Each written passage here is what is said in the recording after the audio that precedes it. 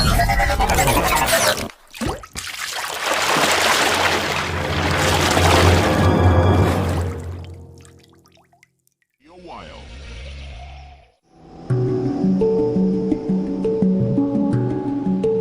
huge swollen river continues to flow south through the Mekong lowlands. The monsoon climate has made the forests of this region hot and very humid. For the Asian elephants here, it can be hard to cool down. They use their smaller ears as African elephants do. Flapping cools the blood flowing through them, and this helps regulate their body temperature.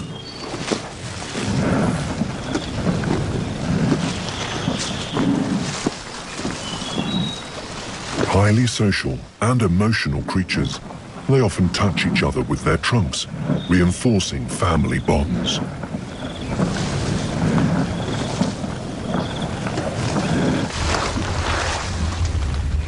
Due to the heavy rains, previously dry riverbeds are flowing once again.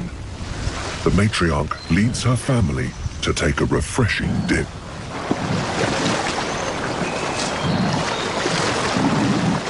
Elephants enjoy swimming and are very at home in the water. They can submerge using their trunk to breathe.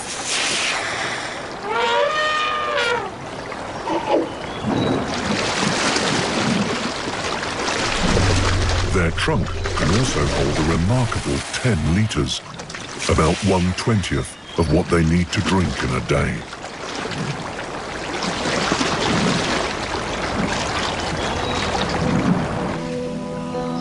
High above the river, the trees hide a very unusual-looking primate.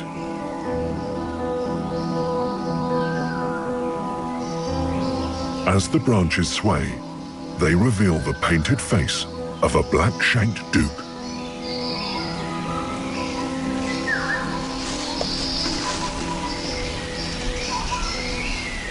These stunning langurs are only found in eastern Cambodia and Vietnam.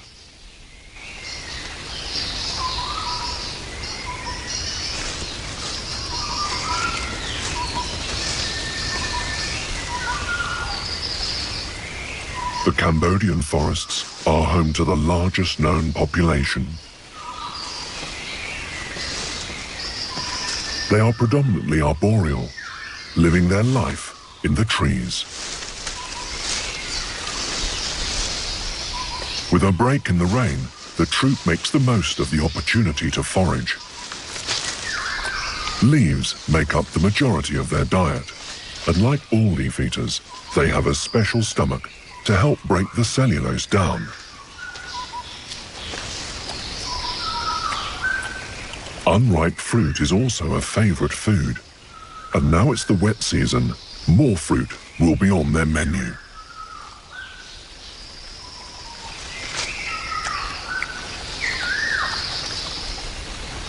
Their food gives these monkeys the water they need.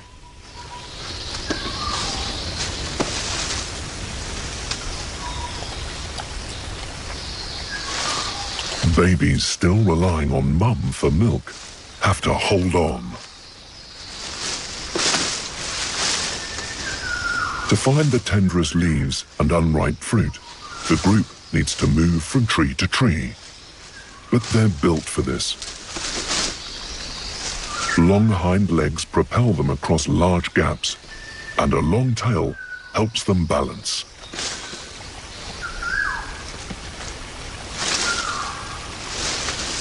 The younger members of the family have to follow, or face being left behind. But they too are experts at getting about up here.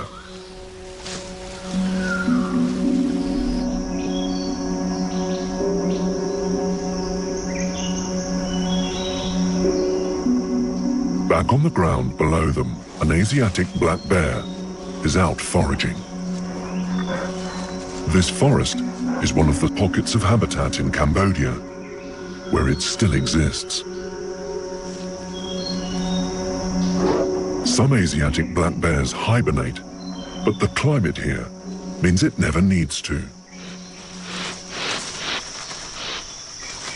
twice the weight of a man and reaching nearly 2 meters in height, this bear is primarily active during the day.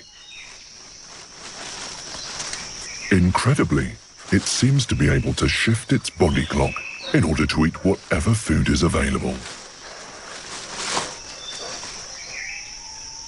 Due to the white crescent marking on the chest, this bear is also called a moon bear.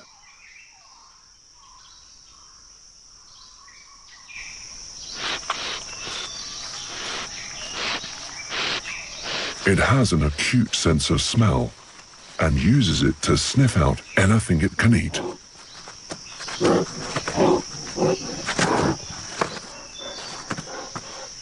Its very varied diet depends on the season. Capable of sniffing out grubs and other insects up to 1 meter below the surface, its 5-centimeter claws make easy work of digging down to reach them. This bear, like all bears, really does love honey. It can smell a giant honeybee's nest from kilometers away. Honey is packed full of energy, so it's a journey worth making.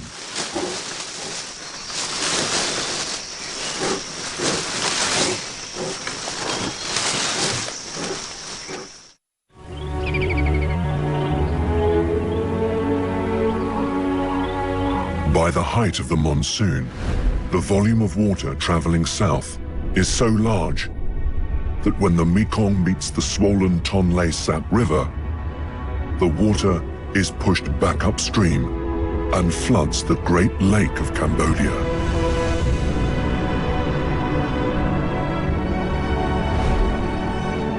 For most of the year, Tonle Sap Lake is less than 3,000 square kilometers and just 1 meter deep. But in the wet season, it becomes 9 meters deep and grows to over 5 times the size. This expansion floods surrounding fields and forests, and many more areas of flooded forest are created.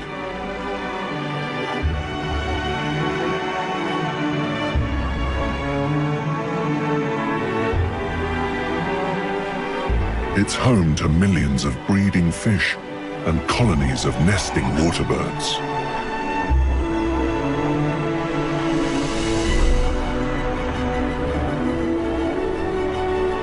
The lake is also home to many communities living in floating villages. These move with the water and disperse more widely when it's flooded.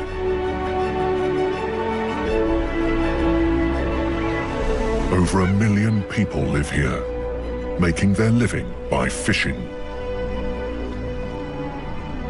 Local fishermen are still allowed to fish at this time of year, but large-scale fishing is illegal.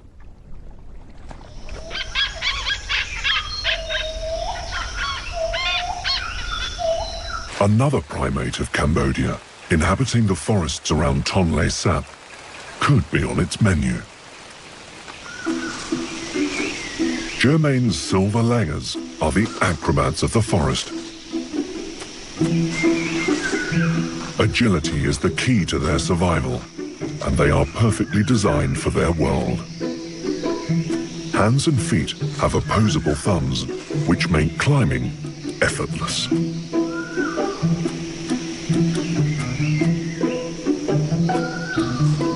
They can walk the thinnest branches and make huge leaps between trees.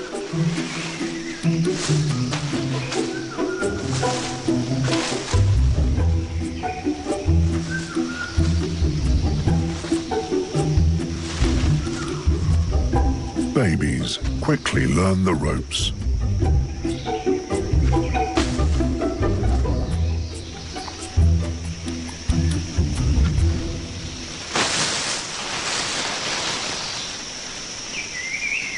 These langurs feed on leaves.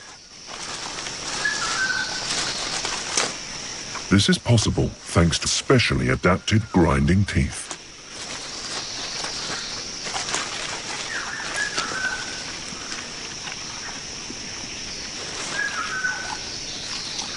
However, it still takes time to digest it all.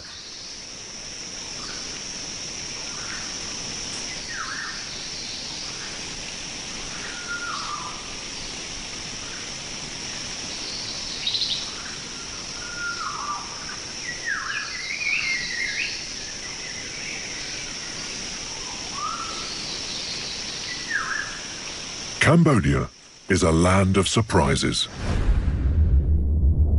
And at the northern tip of the Great Tonle Sap Lake lies one of the most spectacular. The ancient kingdom of Angkor.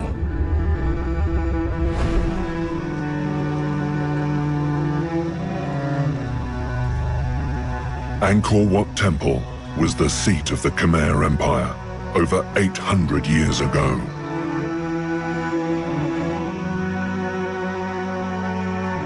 A powerful realm that reigned for centuries and that built a megacity filled with hundreds of temples. Nearly 1 million people lived within it, and their survival was dependent on rivers and the monsoon rains.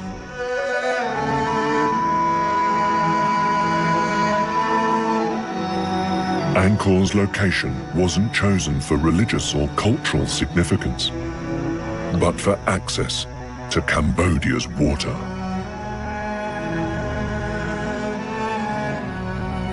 They built a complex system of dikes, canals, and bridges,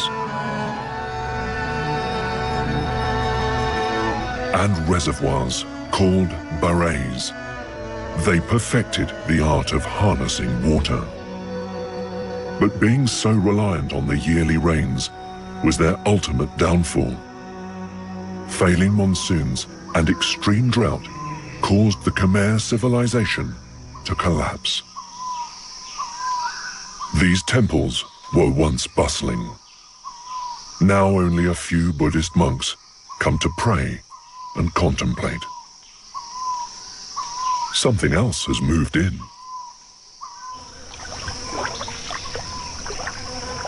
Long-tailed macaques have made the ruins their sanctuary. Like the Khmer people before them, these macaques rely on the waterways and pools. They need to drink daily, and preferring forested areas near water, this oasis allows them to thrive. Temple walls are trails.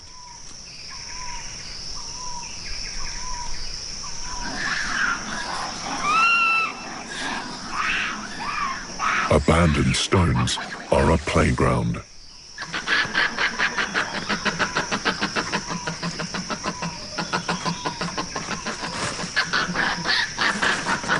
Their life here appears safe, easy, and tranquil.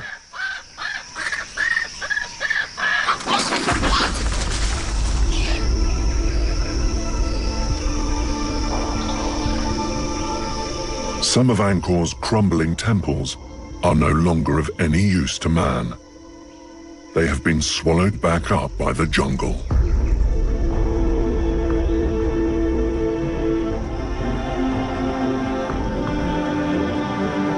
Transforming them into surreal and spellbinding places.